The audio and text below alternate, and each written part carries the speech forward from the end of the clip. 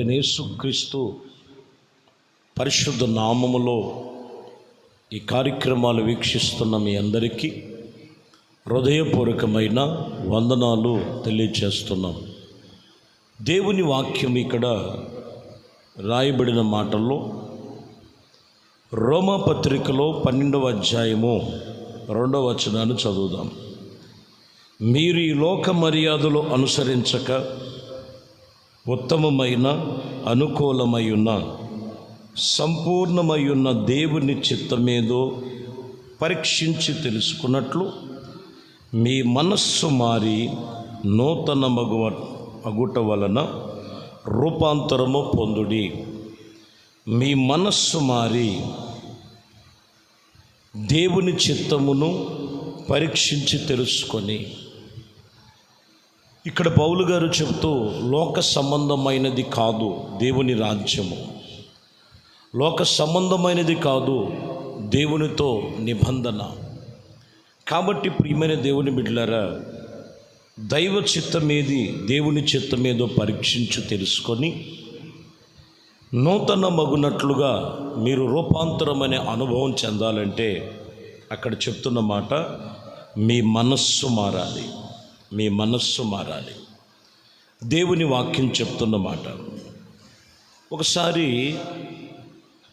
ఒక ఉపమానంగా చెప్తూ, ఒక తండ్రికి 2 కుమారులు ఉన్నారు. 2 కుమారుల్లో మొదటిగా పెద్ద కుమారుడితో తండ్రి చెప్తున్నాడు, నీవు ద్రాక్ష తోటకు వెళ్ళి ద్రాక్ష తోటలో ఈరోజు పని చేయవలసిన ఉంది అని చెప్పినప్పుడు, మొదటిగా పెద్ద కుమారుడికి చెప్పినప్పుడు నాకు కుదరదు, నేను వెళ్ళలేను అని ప్రత్యుత్తరం ఇచ్చాడు. కానీ చిన్న కుమారుడు కూడా చెప్పాడు, ఇదెంత పని, నేను వెళ్తాను తప్పకుండా అని చాలా నమ్మకంగా తిరిగి సమాధానం చెప్పాడు. ఈ విషయంలో వాక్యం చెప్తున్న మాట ఏంటంటే, మత్తయి సువార్తలో 21-29 వచనాన్ని మనం చదువుతున్నాం. వాడు పోనని ఉత్తరమిచ్చను, కానీ పిమ్మట మనస్సు మార్చుకొని పోయెను.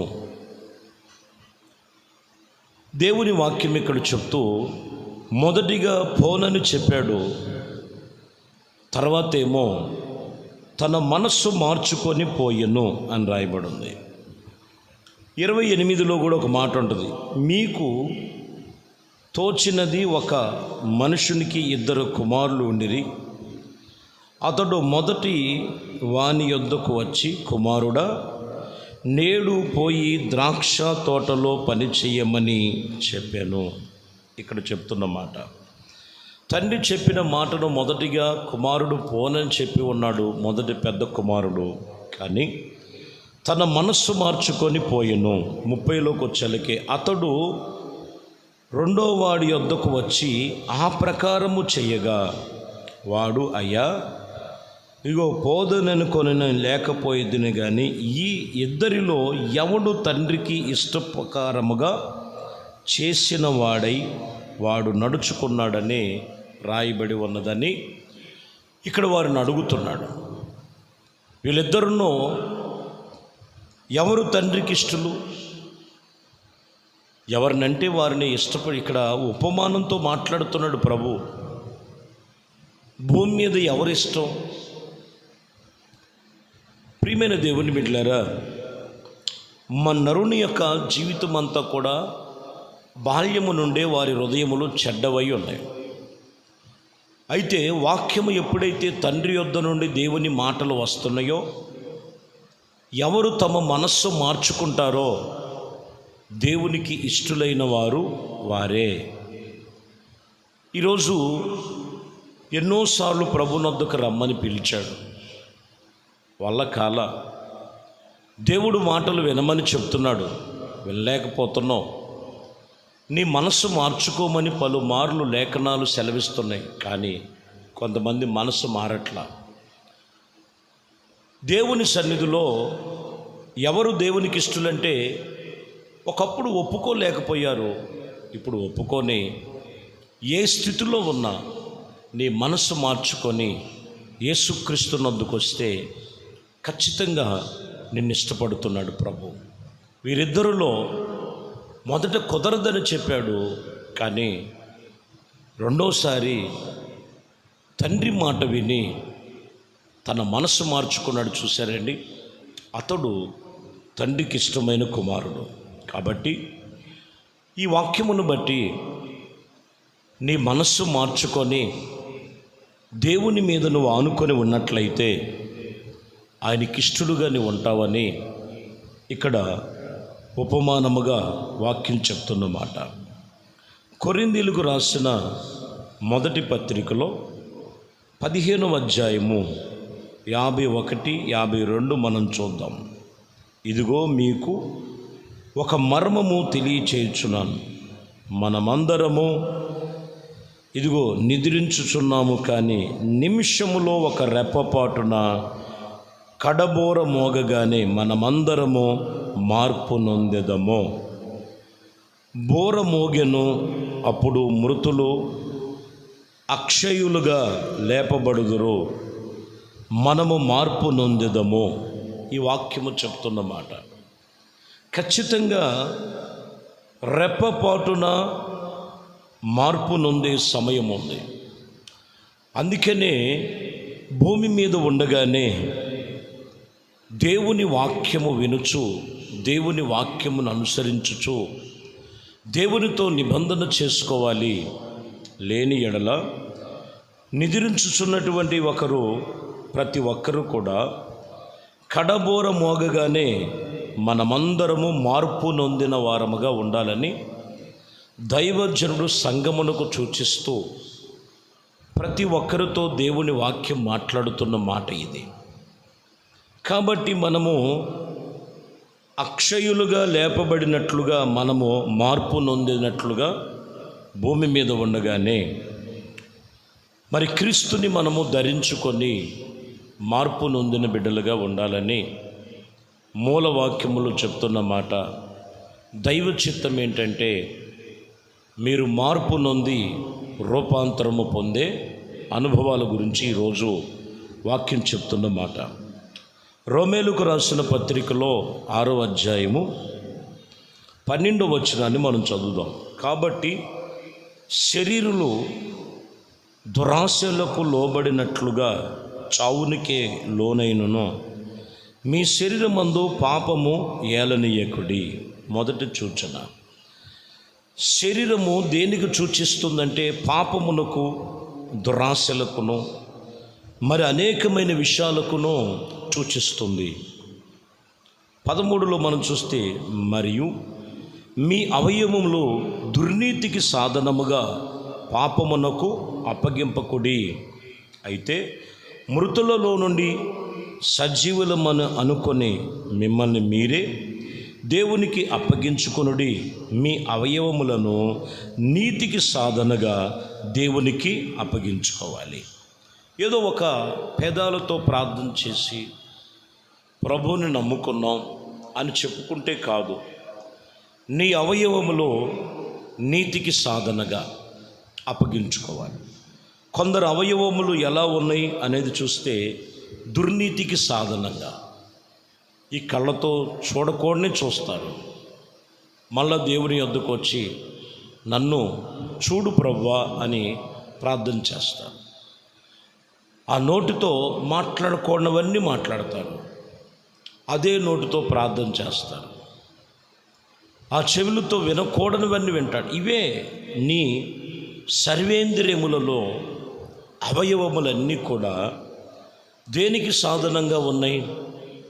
నీతికి సాధనంగా ఉన్నట్లయితే నీవు చెబుతున్నటువంటి మాట దేవుని సన్నిధిలో నీతికి సాధనంగా దేవునికి అప్పగించుకోవాలి. ఇంకా కొంతమంది ఏదో నమ్మామని అనుకుంటున్నారు, కానీ సంపూర్ణముగా సజీవ యాగముగా దేవునికి సమర్పించుకోలేదు. ఎందుకంటే మొదటి కొరింథీయులకు రాసిన పత్రిక 6వ అధ్యాయము 19వ వచనములో చూస్తే, మీ దేహము దేవుని వలన మీకు అనుగ్రహింపబడును, మీలోనున్న పరిశుద్ధాత్మకు ఆలయమై ఉన్నది, మీరు ఎరగరా? మీరు మీ సొత్తు కాదు. పౌలు గారు ఇక్కడ ఖచ్చితంగా చెప్తున్నమాట. మీరు మీ సొత్తు కాదు. మన దేహము దేవుని ఆలయముగాను పరిశుద్ధమైనటువంటి జీవితము జీవించటానికే క్రీస్తు నొద్దకు వచ్చి ఉన్నాము. యేసుక్రీస్తులో మనము నిలిచిన అనుభవాల మధ్యలో మనము మన సొత్తు కాదు. 20లో కూడా విలువ పెట్టి కొనబడిన వారు కనుక మీ దేహముతో దేవుణ్ణి మహిమపరచుడి.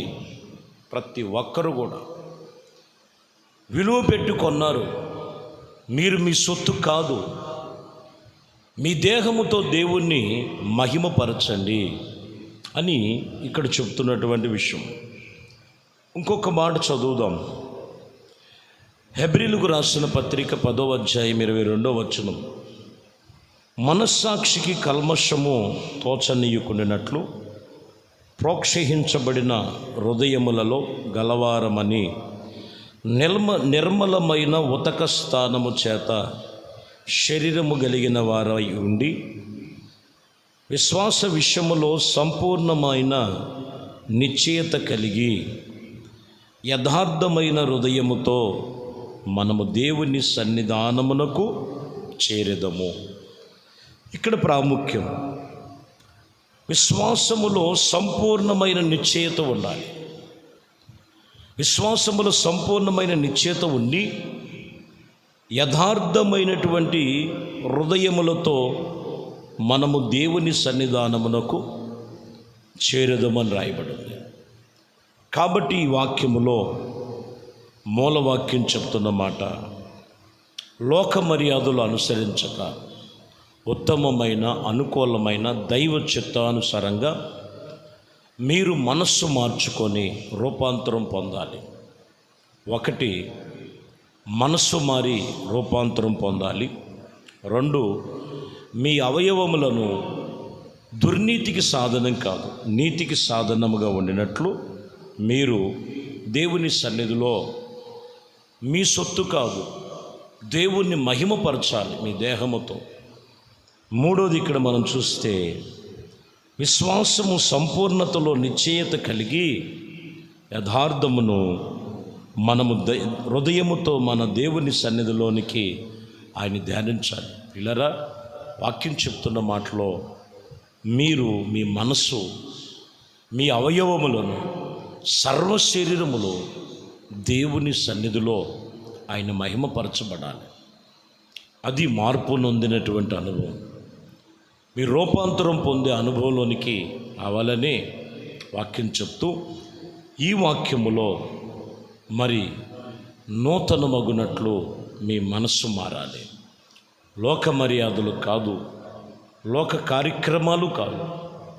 దేవునికి నువ్వు దేవుడి సన్నిధిలో నిలిచి లోకములో వేరుగా జీవించి పరిశుద్ధమైన జీవితముగా నీతికి సాధనగా నీవు అప్పగించుకోవాలని వాక్యం చెప్తూ, కాబట్టి విన్న వాక్యమును బట్టి నీ మనస్సును నీ సర్వ శరీరములో నీ అవయవములను నీవు దేవుని సన్నిధిలో దేవుని సొత్తుగా ఉన్నావా, లేదా దేనికో బానిసైపోయి దేనికో బలహీనతలో ఉన్నావో ఒకసారి జ్ఞాపకం చేసుకొని మీ కొరకు చిన్న ప్రార్థన చేస్తాను.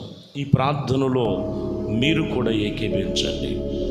ప్రేమ స్వరూపి దయగలిగిన మా ప్రభువా, ఈ ఉదయమే ఇదిగోనైనా లోక మర్యాదలు అనుసరించక లోకములో పాపములున్నాయి, శాపములున్నాయి, బలహీనతలున్నాయి, కృంగదీసేటువంటి అపవిత్రాత్మలు ఉన్నాయి. వాటిలో నుండి తప్పించి నీతికి సాధనముగా విశ్వాస విషయములో యథార్థమైన హృదయ విషయములో సర్వ శరీరమును అప్పగించుకొని ఎవరిలో ఏ బలహీనతలు ఏలుబడి చేస్తున్నాయో సాతాను యొక్క కుయుక్తులన్నీ నజరేయుడైన యేసు నామములో సంపూర్ణులుగా మార్చబడుదురుగాక.